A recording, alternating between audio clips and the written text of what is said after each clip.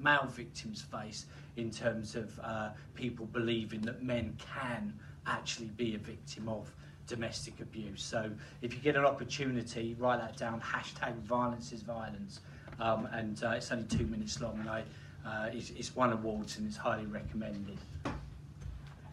Now, in terms of context of what I'm going to talk about, because I think that's important, first of all, that there are more women who are victims of domestic abuse. Services are needed for men, but importantly, no services should be taken away from female victims and given to men. There needs to be more resources for men, but also there needs to be more resources for women as well.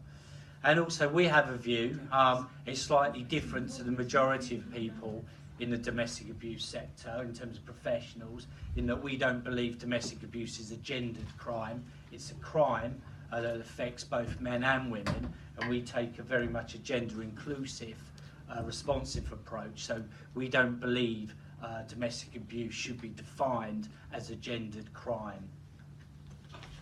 In terms of the overall picture, 450,000 men are victims of partner abuse in the UK every year, and basically they make up 1 in every 3 victims of domestic abuse and partner abuse.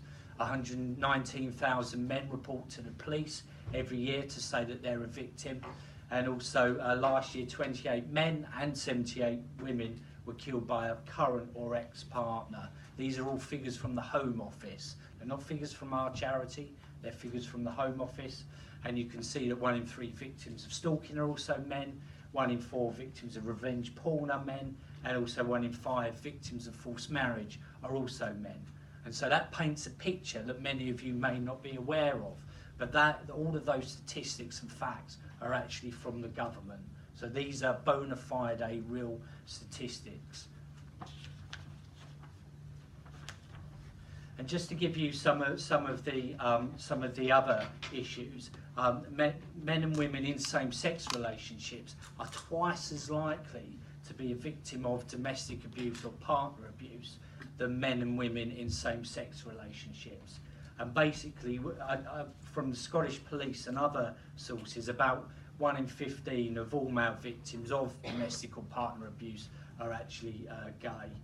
Younger men are a lot more likely to be a victim of domestic abuse, but it's easier for them to get out because they won't be married, they won't have children, they won't have mortgages. So they won't have big issues that are tying them into an abusive relationship.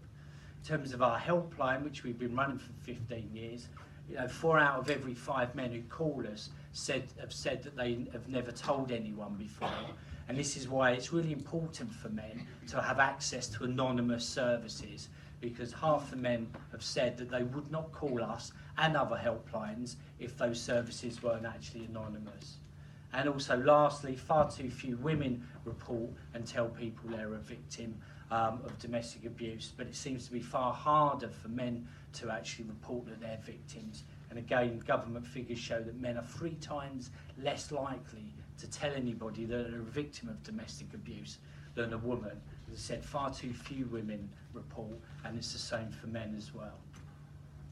In terms of some of the barriers which I was asked to talk about, the majority of barriers and challenges and experiences that women face are exactly the same as men, but there are some differences, especially for men in same-sex relationships, and also some intersectional issues. And those 4 issues I'm going to talk about briefly prevent men from seeking help, and it prevents them from escaping.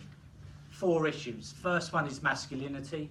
We've done some work with 3 of Britain's leading psychologists, Seegers, Barry and Sullivan, and they've come up with what they call the male script. That basically, in a male's DNA, it's in their DNA to be resilient, to be a provider and protector, and also to have control over their own life and life choices.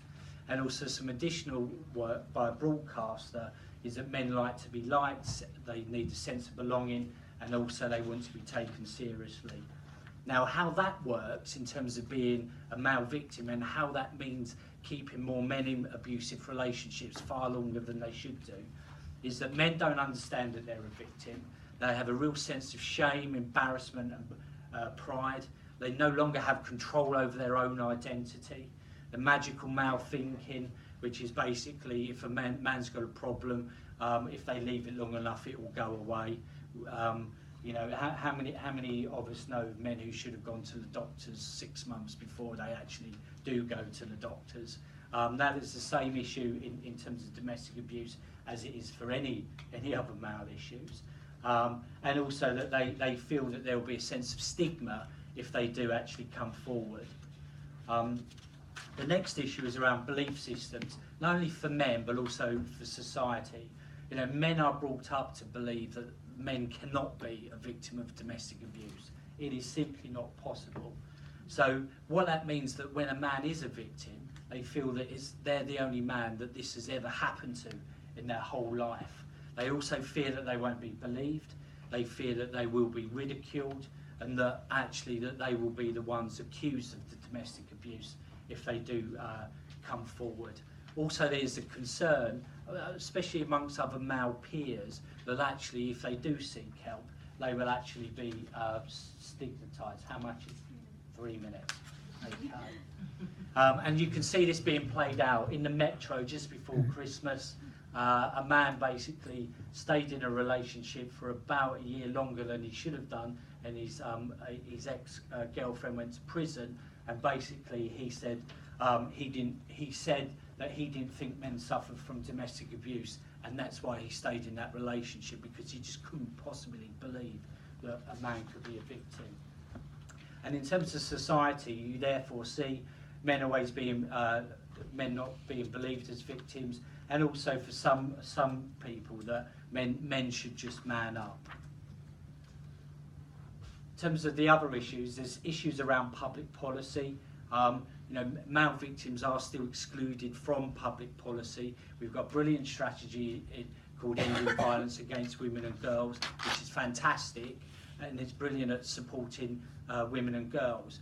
But male victims are actually all caught up in that umbrella. So if you're a male victim of domestic abuse or sexual abuse, like those footballers who came out just before Christmas, you're actually classed by the government policy as being a victim of a crime against a woman or girl.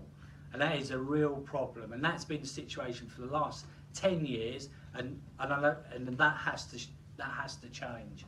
You're classed as being a victim of a woman and girl crime, and that minimises not only male victims' experience, but also it means that there's a lack of services and recognition for male victims. And you can see a communication example for this. Government just before Christmas made a big announcement about stalking, and it said that 1 in 5 women and 1 in 10 men are victims of stalking. Home Secretary said that, but when it then came to actually producing a poster about stalking, it only produced the one on the left, didn't produce a poster about male victims. You know, I will leave that to you to actually consider why government would only produce a figure poster that says 1 in 5 victims of 1 in 5 women will be a victim of stalking, but they chose not to do a poster about 1 in 10 victims.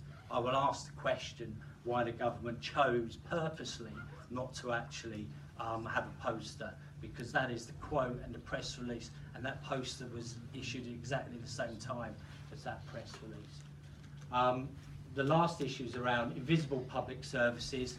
The services for men are very small, often run by charities that support women, and over the last 5 years they've decided to support men as well, which is brilliant, and we're a big fan and supporter of extending existing services. For men in same-sex relationships, there's a threat of being outed, which is, especially if they've not disclosed to their friends and family, that adds as an additional barrier. Lack of societal empathy towards men in same-sex relationships, and also being ostracised by their family and community. And also for men in BME communities, especially those, if you like, in a highly patriarchal society, a highly macho society, perhaps in the Afro-Caribbean and Muslim societies, there's an additional stigma if you're a man who's in a same-sex relationship. That is a real barrier within those. And basically, the last one is what we need is society and government to acknowledge men are victims too, equal recognition, and move away from a gender exclusive ideology which pits men against women against men. We need to move to a gender inclusive society and a view on domestic abuse which is about supporting both women and men as equals. Thank you.